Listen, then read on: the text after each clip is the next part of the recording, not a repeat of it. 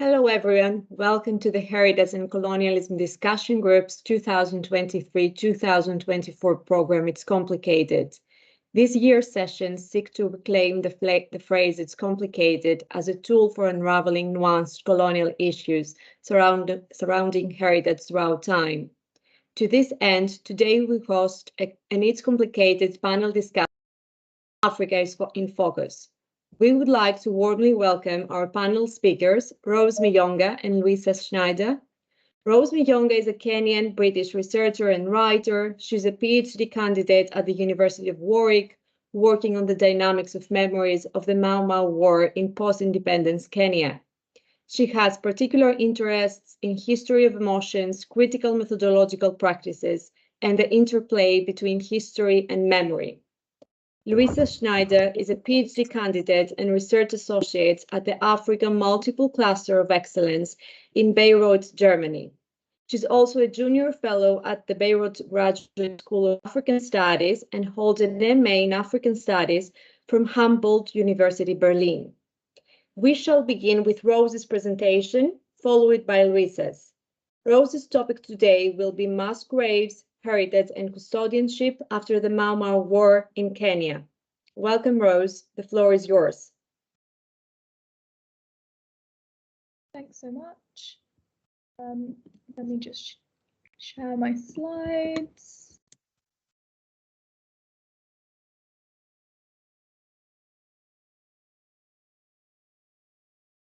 Can everybody see that?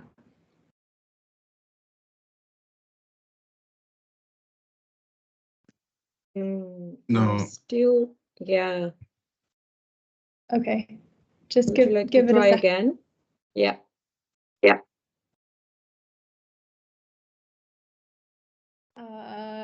Great. Is it coming now?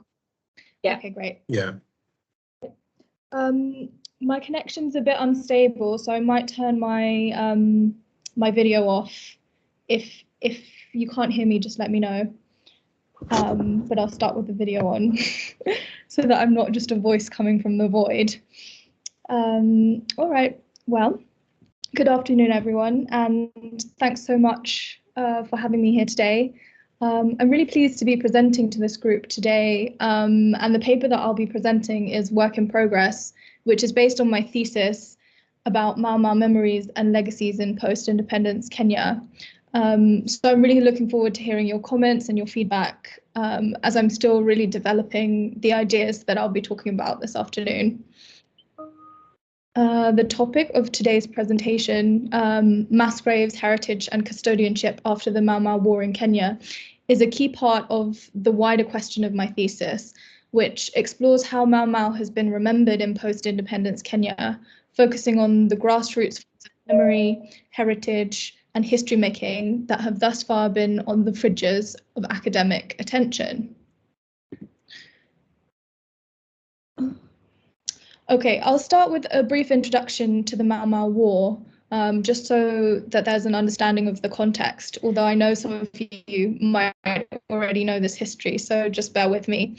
In October 1952, the British government declared a state of emergency in the colony of Kenya in response to the rising threat of the Mau Mau movement, which was a violent revolutionary organisation that was agitating against the effects of colonialism in central Kenya, specifically land alienation and displacement, and the knock-on effects of poverty and the destruction of traditional agrarian ways of life. And the next would be the most violent period in the history of central Kenya. Around 1.2 million people would be displaced and imprisoned in detention camps and fortified emergency villages where torture, sexual violence and murder were widespread, with the full knowledge and often with the oversight of the highest levels of the colonial government. The totalizing nature of violence and displacement meant that no family in central Kenya survived the war unscathed. At least 20,000 Mau Mau fighters lost their lives. Over 1,000 of those were executed by public hanging, which was the largest number of executions in any colonial emergency. 7,000 were killed, 26,000 children under the age of 10 died during the war, mainly due to malnutrition and poor access to healthcare. And in addition to this, approximately 5,000 so-called loyalists were killed, loyalists being the name given to Kenyans who collaborated with the colonial government. And 32 Europeans also lost their lives. And most of the bodies of those who died during the war were laid in unmarked mass graves, with family members rarely having the opportunity to bury their dead. By 1960, the Mau Mau movement had been quashed, along with various local groups that emerged making similar demands. The Mau Mau had officially lost the war, but the writing was on the wall, underlined by the scandalous revelations of the colonial government's brutal conduct. Kenya's independence was inevitable and urgent. For the post-independence government, handling Mau Mau memories meant carefully curating a narrative marked more by silences and omissions than by commemoration of the events of the war and those whose lives had been tangled up with it for decades. While the Mau Mau fighters officially and the approximately 60,000 casualties had mainly come from the Mau Mau side of the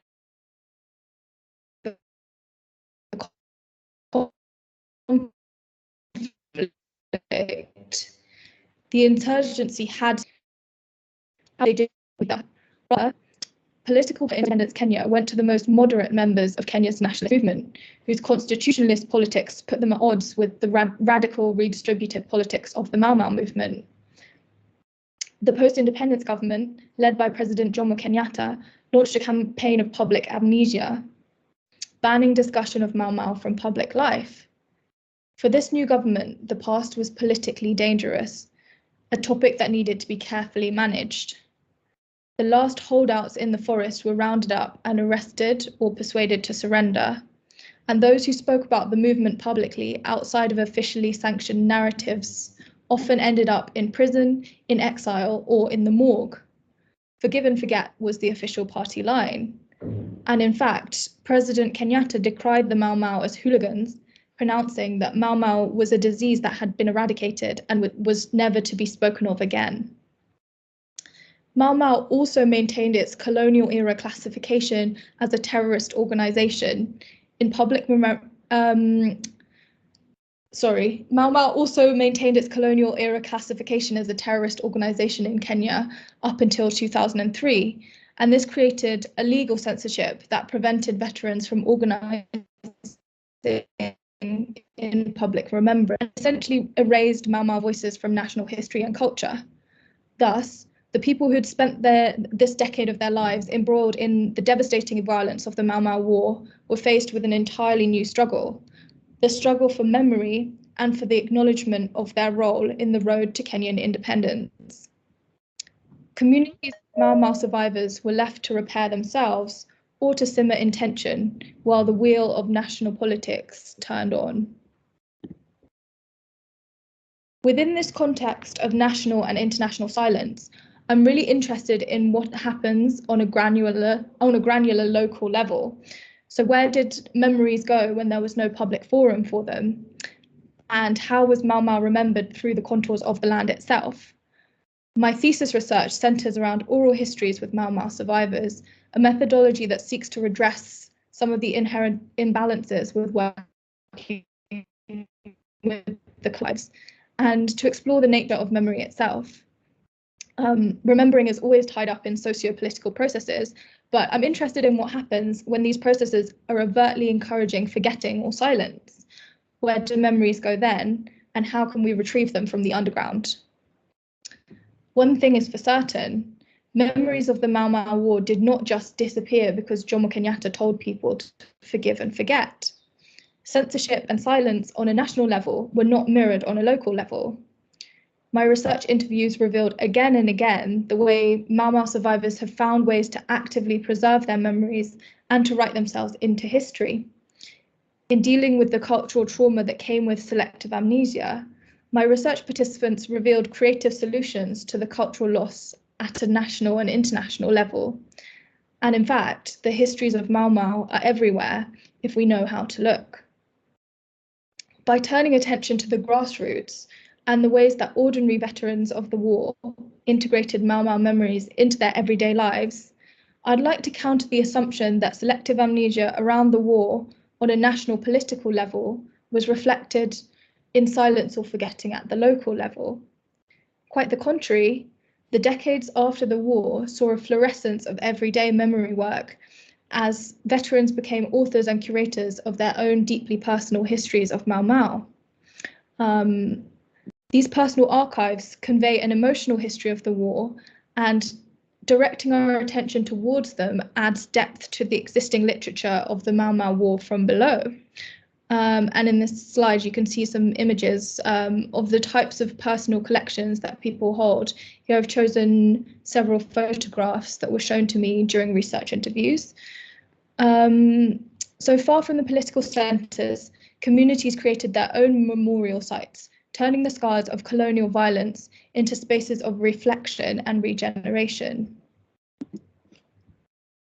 This photograph is from a series produced by my research collaborator, Max Pinkers, and it depicts a lush meadow.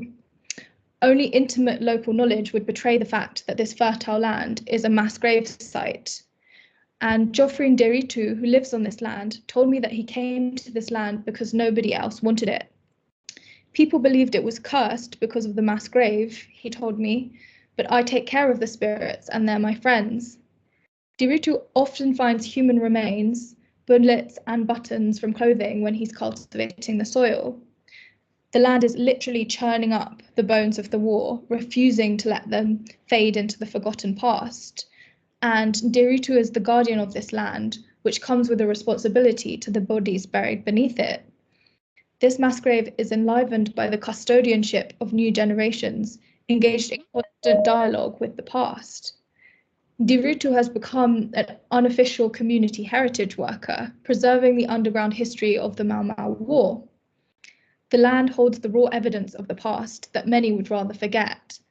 However, despite the government's distinct lack of interest in preserving such sites, the mass grave is not abandoned and is instead a living historical site. The Nderitu family have used this unburied gravesite to create new networks of knowledge in their community and find ways to preserve Mau Mau history outside of official memorial culture. Geoffrey's son Patrick has collected local oral histories and, helped by his father and their neighbours, embarked on a lifelong project to attempt to identify some of the people buried in the grave, as well as the ages at which they died. These new underground networks are a vital part of history making from below, offering the potential for the eventual repatriation of some of the human remains, a problem that the Kenyan government has not yet been able to redress.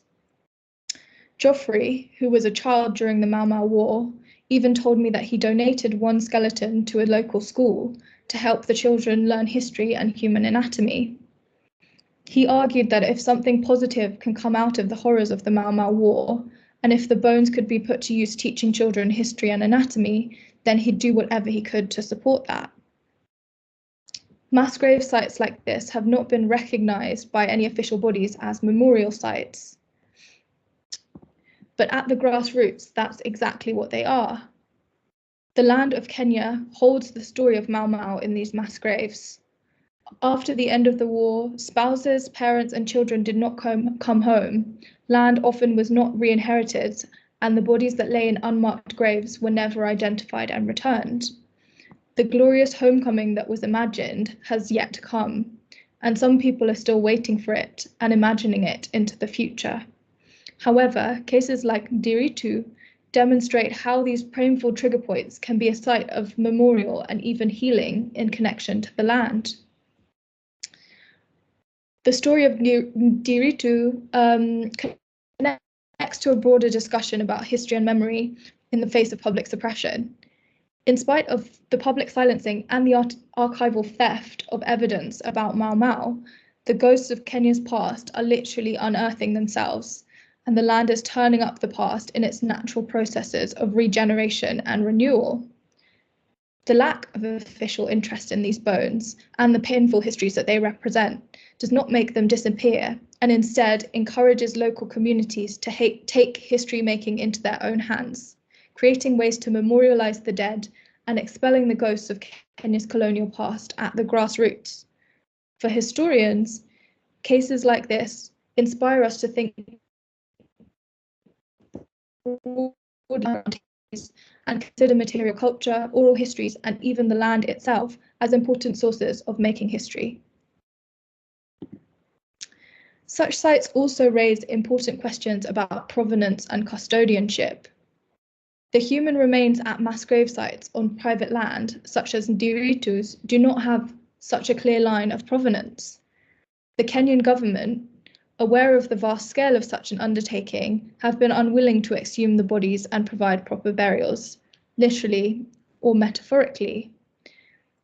This stands in stark context with the ongoing but as yet unfulfilled promise to find and exhume the body of the Mau Mau leader, Dedan Kimathi, whose remains lie in a mass grave at Kamiti Maximum Security Prison. Due to the nature of the mass grave at Kamiti Prison, Kimathi's bones are extremely unlikely ever to be found.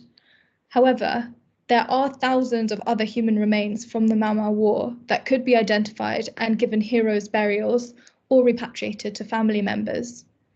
The Kenyan government's reluctance to deal with them in any meaningful way and instead to focus on the impossible task of finding Kimathi's body speaks to the broader reluctance to recognise the ordinary heroes of Kenya's fight for independence, both living and dead.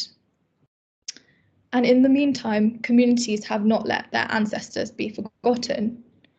Ordinary people like Jeffrey Ndiritu, themselves survivors of the Mau Mau War, have taken it upon themselves to care for the bodies of the people killed during the war and to make sense of the past through preserving the remains of it. In the face of the neglect of the national government, these sites have allowed communities to assert their own agency as custodians of the heritage of the past. And I'll leave it there, and I welcome any questions and comments. Thank you very much.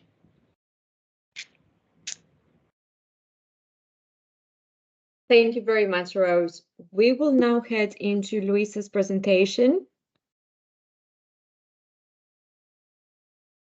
LUISA, would you like to start sharing your screen? Sure. So LUISA will be presenting on silence histories, open secrets, the interface of public memory and tourism strategies in navigation, Liberia's colonial legacy. Welcome, LUISA. Please, when you're ready, take the floor.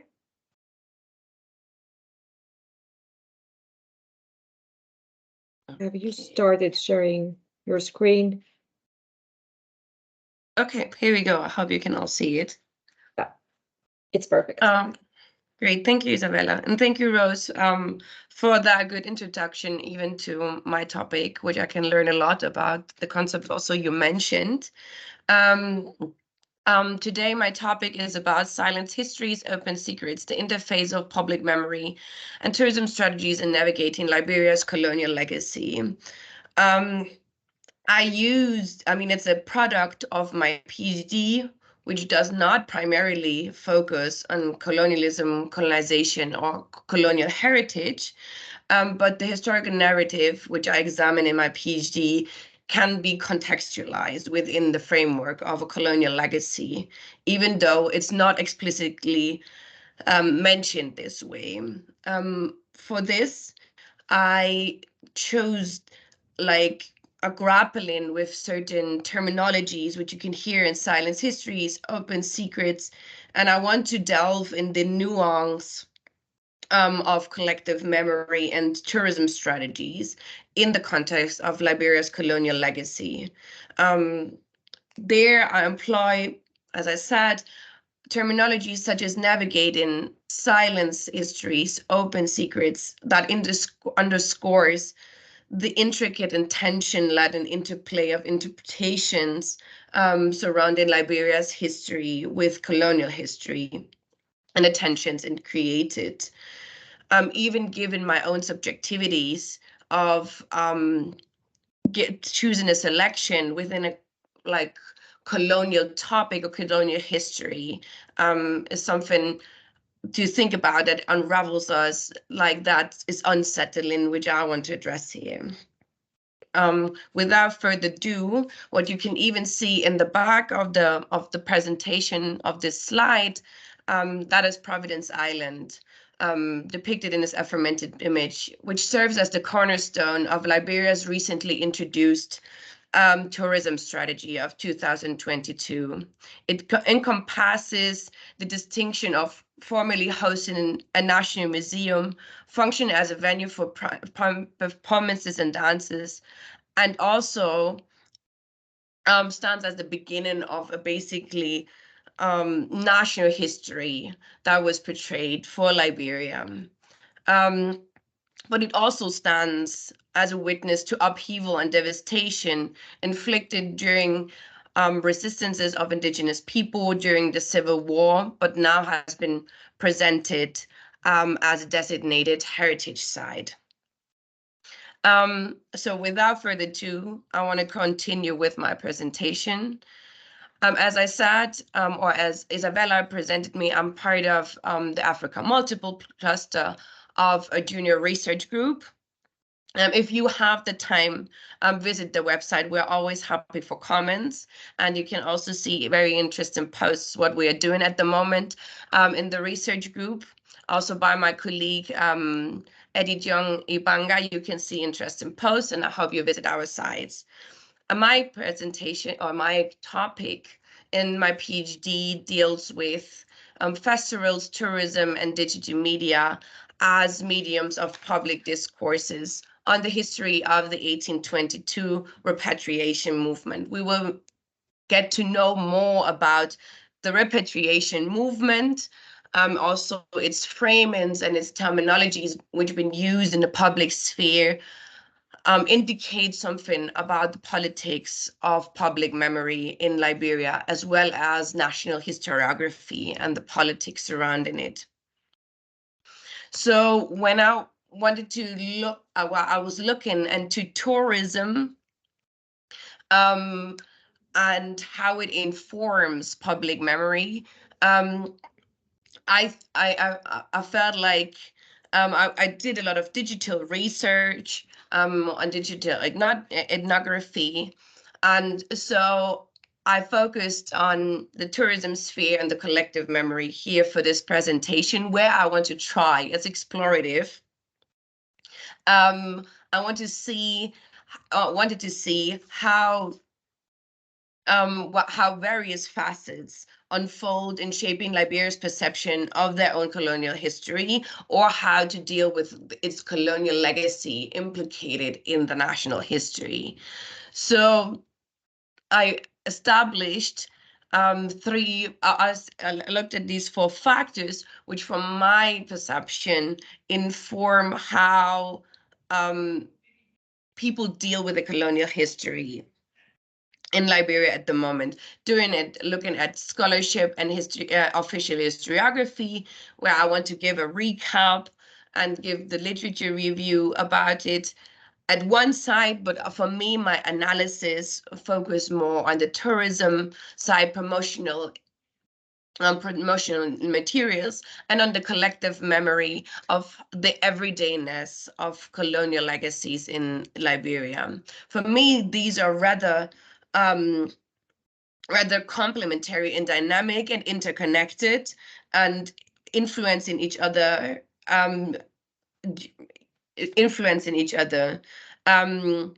Also, these perspectives, as well as my perception of like selecting these spheres, are very much influenced by the politics of memory and knowledge production and the very colonial narratives that inform them. Moreover, they offer insights in how Liberia's colonial heritage is negotiated within the public sphere. So while I was doing research for what I'm going to present here today about the colonial legacy, I stumbled over a video by a travel blogger, a Guinean travel blogger, namely Vodemaya, who online went to different African destinations, tourism destinations, went to Ethiopia, and placed the question and placed the comment there that that Ethiopia was the only country in Africa that's never colonized. And then people in his comment section were like, no, this is not really the truth. So he posted another video of where he went to Monrovia, went to Liberia, and asked people on the streets whether they think of as Liberia as a colonized or having a colonial experience. And this is where I started then my research. And the internet is full of this popular narrative or memory cultural narrative, which I found interesting, and I wanted to go to the root and also the question of the tensions that prevailed. So I hope that works now. In order not to jump directly to the reactions to the video that or what people portrayed, I wanted of engaging you also as my audience of what you already know about this history. And I will also post, oh, sorry, that is the video. But for those of you, I think I see the videos are off of most of the people. Those of you who want to use the QR code, otherwise, I also will post the link in the chat. Sorry.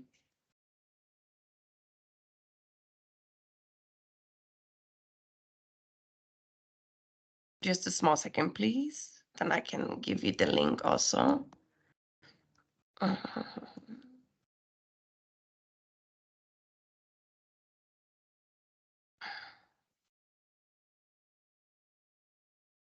Okay, I'm sorry.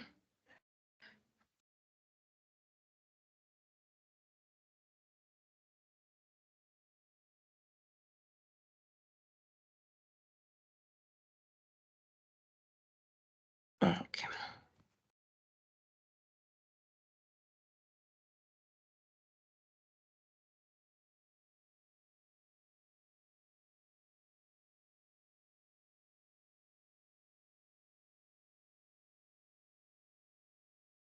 Oops, I'm sorry. Luisa, apologies for interrupting you, but I just posted the link in the, okay, the perfect. Q&A Thank chat. you so much. Thank you so much. Okay.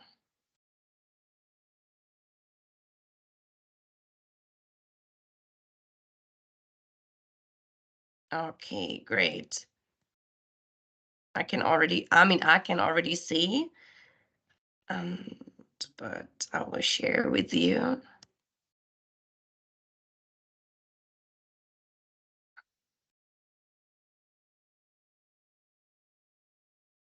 Okay, I hope you can see the screen now.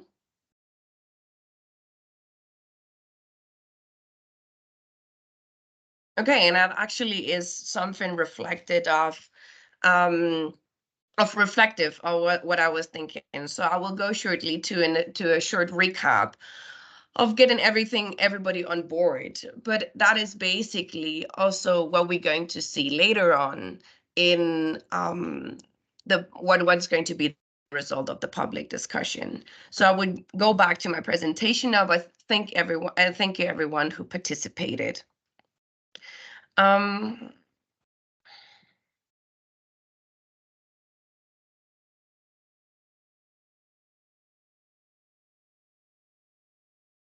Okay, I think I need to reshare.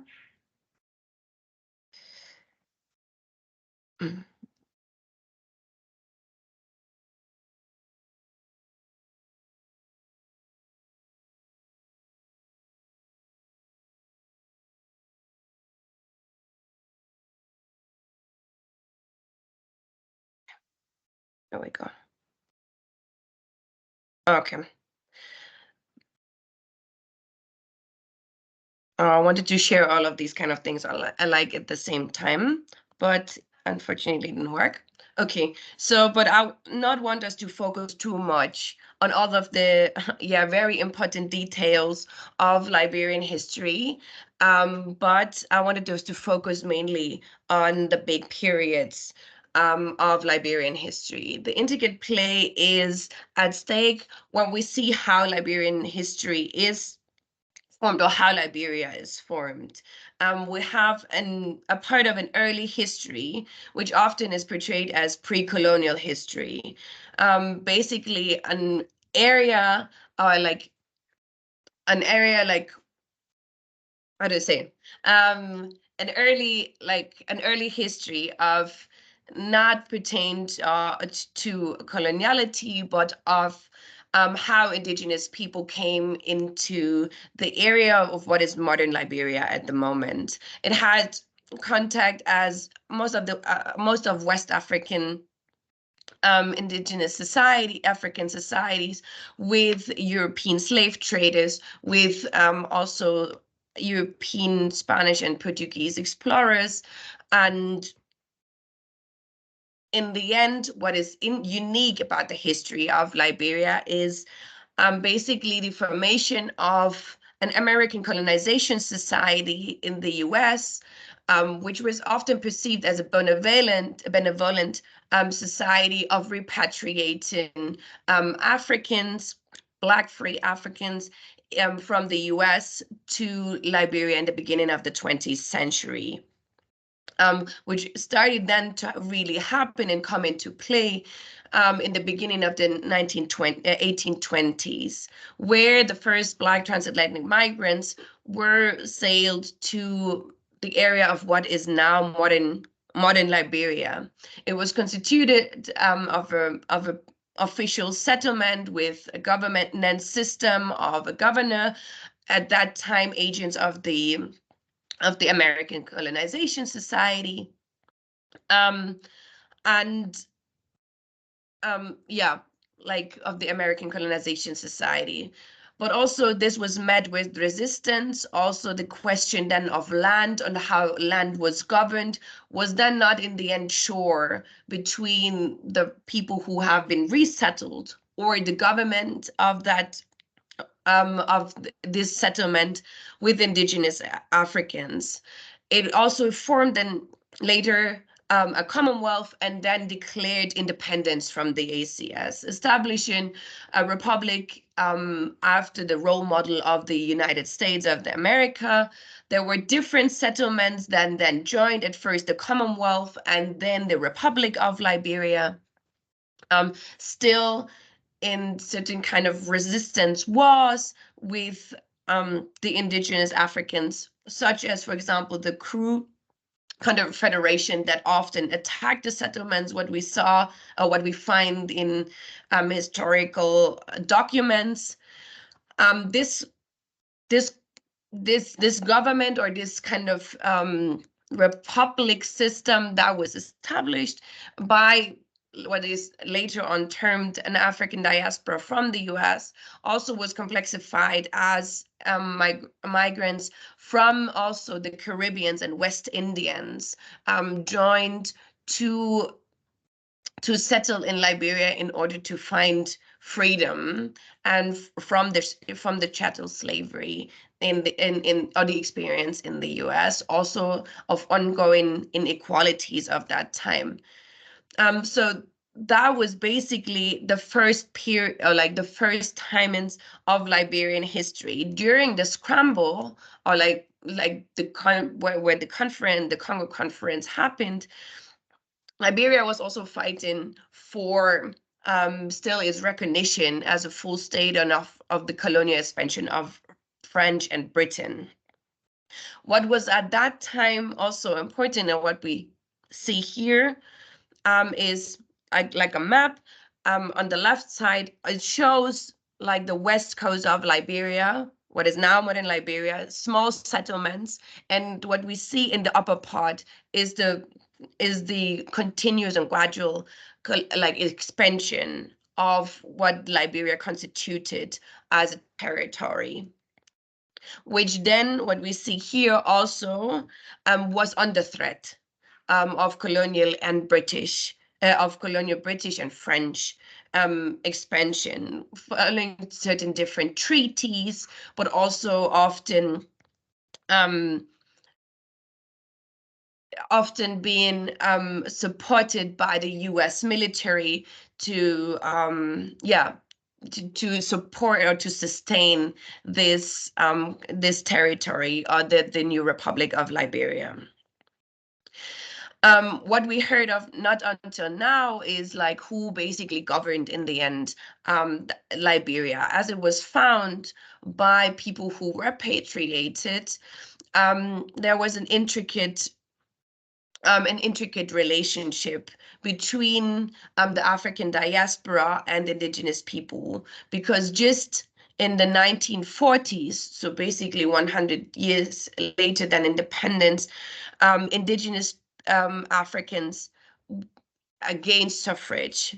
Also women, at first women or repatriated women, and then indigenous Liberians. Also, but in the end, it was also a period of where Liberia was also at the forefront of of forming African unity, of Pan-Africanism, and hosting the Senegalese Summit, where Kwame Nkrumah of Ghana, Tubman, and Sékou Touré of Guinea discussed African unity. And in the end, the hinterland that was at that time not really incorporated at national governance level was then elaborated to county level. But unfortunate to this kind of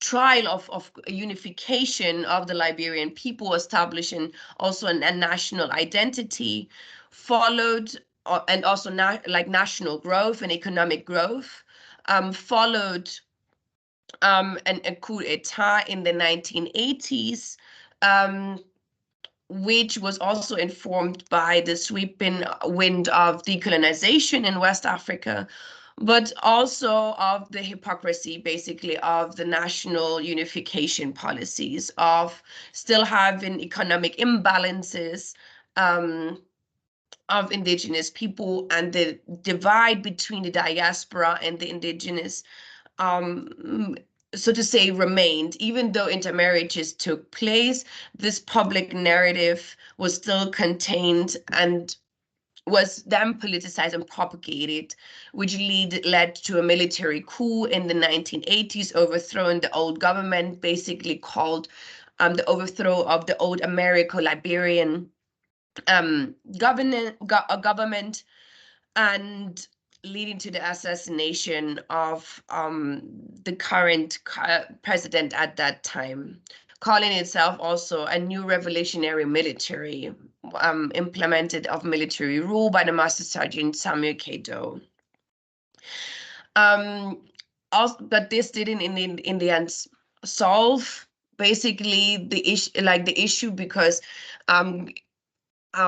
gaining the old system was not directly overthrown. It developed into a civil war that broke out in the 1980s, in basically two civil wars that started with the attack of the government by the National Patriotic Front of Liberia, led by Charles Taylor. I think a figure that a lot of people know a lot from the news, and also the image of Liberia as a conflict-ridden country, stemming mostly from the Civil War, image that was portrayed in the international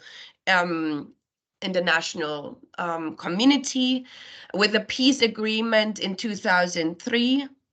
After these two successions, in transitional government was implemented,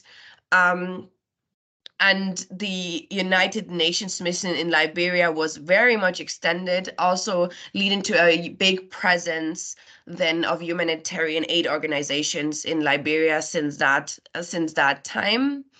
But still, after in the post-conflict and reconstruction area, we can still see a lot of cornerstones, like the first democratic elected president, Ellen Johnson Sirleaf, becomes the first female African president or female president, and also, like, that sets the setting of memory studies and memory politics in Liberia at the moment, which intersects with how to find a solution for the economic misery that the post-conflict situation left. And there she highlighted the role of the Liberian diaspora, so also what the Civil War brought, like a dispersal of people all over the world of Liberians, giving them a main role in the Reconstruction debate, mentioning them as the 16th country. And what recently happened was like that the Dual Citizenship Act was enacted, often debated whether this would go back to old times of diaspora rule in Liberia. I hope that sets a little bit the image. It was a short history, but this is recorded, this session, so if you want to go more into detail, you are very much welcomed. So what I wanted to refer to when I looked at the video, I was like, where does the knowledge come from? Are people aware, for example, also in the country?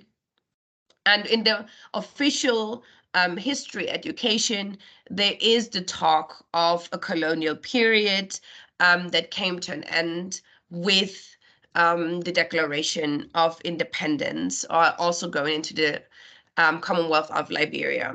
But now let's have a look. It is also informed by scholarship.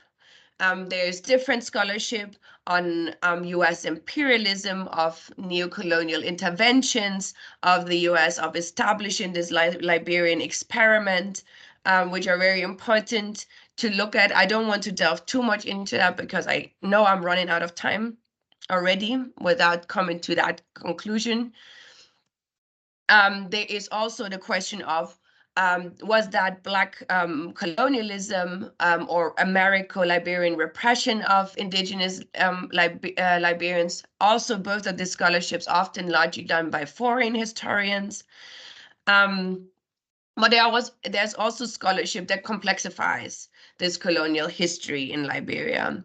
Some such as the very important work of Robtel Paley, which was investigating of the citizenship rights in Liberia and how it is connected to political economy of belonging to Liberia, but also papers on how Black transatlantic migrants navigated the relationship to other colonial powers, fighting for their recognition or fighting for their substance there. Importantly, also other works on pre-Liberian history and also the question of civilizing missions. But I want to come now to the reactions to the video.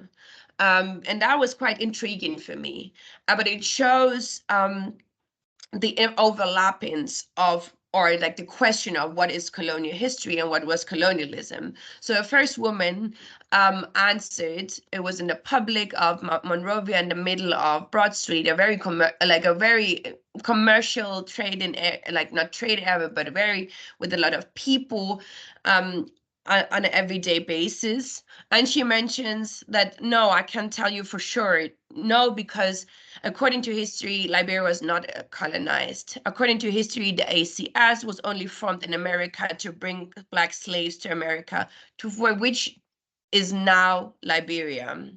So Liberia was not colonized. So when they came to Liberia, they brought all their systems, their culture, their behavior, and other stuff. So that's how modern Liberia became today. I think to look at, it directly comes into play that we think that is the definition of colonialism, overtaking a system, a culturally established system, also of governance, setting it in an inferior position of being overtaken by a Western approach to how to govern, how like culture should work, etc. And she elaborates even on that. Socioeconomic, political fact, according to the history, the ACS also had socioeconomic, political fact on Liberia. There are cultural and other things were brought into Liberia. The way we dress, the way we worship, the form of government, the currency we use. Sorry. Another person went on but that colonization that took place was not done by a country. It was done by an entity, an agency, and that's why I said yes. That's why I said partly yes. ACS, yes. Partly no. No means we're not colonized by the country. It was colonized by an organization.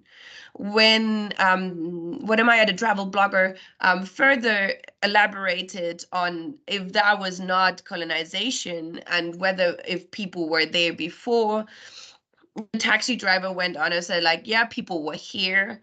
And when he asked if people came there to when they came to colonize the people, I can say perhaps. And for me, that was a big contrast to what I learned or what I investigated before from tourism strategies, because that's what I did even before, looking into how tourism deals with different rhetorics of how to frame the dichotomy of indigenous people, the diaspora as colonizers. What kind of semantics do we find in here? So I looked also, this is another digital representation, basically, how Liberians or how also people within the digital sphere deal with Liberia's legacy. So I went to the website of the official tourism website of the Ministry of Culture, Information and Tourism Affairs, and there it's quite it's quite outspoken. So it refers to a specific heritage, a heritage of freedom, which I will show later. And referring to the Liberian the diaspora as settlers. So these settlers influence every level of Liberian society, economy, and political organization, which still can be felt, and many of the historical and cultural assets they left behind. Provide a deep understanding how they came in search of a true home in Africa. But beyond these colonial relics is a multidimensional destination, which retains its independence during the scramble of Africa, etc. going on. In also a tourism brochure, they frame it as heritage of freedom. Talking about it, it is perhaps the spirit of independence fostered by the returning freed slaves who landed on these shores in the 19th century in search of their true home that ensured Liberia remained independent during the scramble for Africa. Visitors can explore the enduring heritage, which runs through every level of society. So I want to come now to this question of what kind of tensions we have between this kind of collective memory, which is also what Rose referred to as selective amnesia, which also can be, framed as collective amnesia. But what kind of conclusions does it give us that a specific part of society in the public sphere does not see Liberia maybe also as a colonial product? So at first I interpreted it's not that there is an existing consensual national narrative of what colonial history in Liberia means, or of what colonialism meant in the Liberian case. So like referring to this multiplicity of definitions of colonialism. But also for me, what was important was the coloniality in Liberian historiography often obscures the role of architects, so that that it's still a white hegemonial project orchestrated by an American colonization society in the US, in the end repatriating Africans and getting a solution basically of their racist problem of having free Black people in the US searching for equality. And so that also reflected of is not and by an organization, and it's mantling the soft power and hard power of international European and North American-led agencies, and now it's also even education services and governments, while emphasizing the actions of the executors. So putting it as a framework of that is Black colonialism. So I think also a role plays the post-conflict situation, which sees the diaspora as a panacea for post-conflict reconstruction, which is really highlighted in government policies of that the diaspora is now acted to, or like called to help for the post reconstruction process, but that is re-evoking that could re-evoke the colonial narrative, which is at the moment would be at the moment in terms of trying to for peace in terms of peacekeeping missions, detrimental for national cohesion in a post-conflict country which saw a very fragmented society fighting against each other. So the government avoids to bring up the dichotomy of indigenous and diaspora as colonizers. I also ask myself of how concepts of multi-directional memory, such as implemented by Rothberg in 2009 when he was talking about the Shoah and the Holocaust, what that means in the concept of colonization and decolonization, and also the politics of colonial experience in a Pan-African setting as Liberia. So these overlaps of different narratives of colonial experience in Liberia seem to intersect with each other, seem to overlap, but also lead to a heterogenization of what colonial heritage means through and post-colonial lens. And the last point for me was also within this politics of memory, a denial of this history as a trauma of not bringing it up, but also holding up these politics. So the overall theme for me was, who does this pacification of narrative serve? And what would a collective process of coming to terms with the complexity of colonial legacy in Liberia mean? And in opposition for me, it looks quite clear what the tourism side of that tries to do in order to wrap up here. We see that these kind of tourism strategies are openly outspoken about this colonial heritage is at the forefront of creating a distinct tourist destination. And in the global competitive market, it seems as a unique colonial history as a pull factor. And I think the rest you can see. I see Isabella is coming to the stage. I guess I need to stop here. Thank you everyone for listening, and I'm happy for the Q&A now. I guess we have half an hour, and I'm quite excited to talk to every one of you. Thank you so much.